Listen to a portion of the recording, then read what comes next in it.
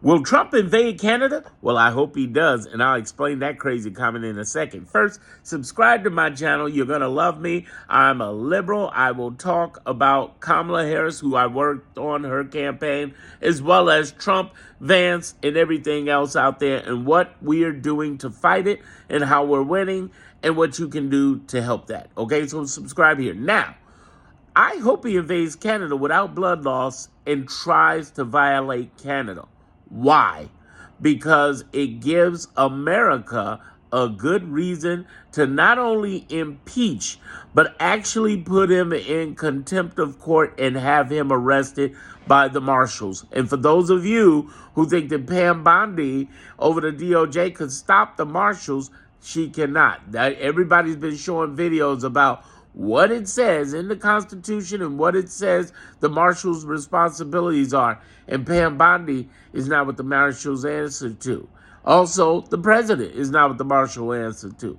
The marshal answers to the law. So the judicial branch, which has been standing on business, they have ruled against Trump 28 out of 29 times in the last 7.5 weeks. They could send marshals after him for trying to start a war illegally. They could also send marshals after members of the legislative branch who don't back us up. Yes, this could really happen. It could happen. Now, so if they want to go and grab and seize some land, judicial branch is about that smoke. They've already proven it many, many times over. And yes, they have been following the law. The Trump administration, when the judicial branch says you can't do that. For those of you who say, well, they're not going to listen to the judge. Yes, they are. Oh, Pam Bondi is going to stop the marshals. No, she won't. It is real. So I hope he tries. However, if we're talking about people's lives and stuff, well, before I go there, let me point out something else very important. If he does that and there's no bloodshed, what's going to happen? Every major ally lost. You mess with Canada like that, lost. And on top of that, economic sanctions. Oh, do you think we need that right now with our Dow plummeting to the ground? We're going to start that economic stupidity? And everybody knows it's not, quote unquote, America. It's those crazy MAGAs and Trump starting that mess.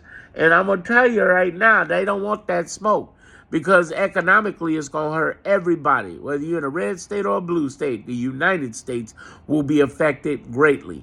Just like Iran has been affected greatly through economic sanctions. Russia has been affected greatly. North Korea most certainly have.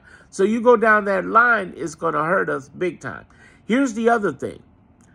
There's another, okay, so there's economic sanctions. We lose our allies. We lose our status and influence on that. We could possibly lose Trump, which would be, yay, we lost Trump, right? But there's another thing. And Vance could go with him if he's backing him up. They could go, seriously, if they want that smoke. But let's say it's a situation with bloodshed.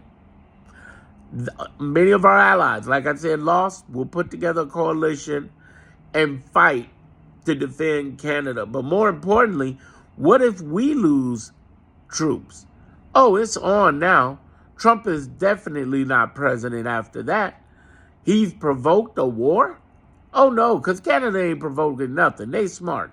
But the whole idea is if he provokes a war, it's about to be on. And even if we could whoop Canada's butt, it's still going to come back on us tenfold economically.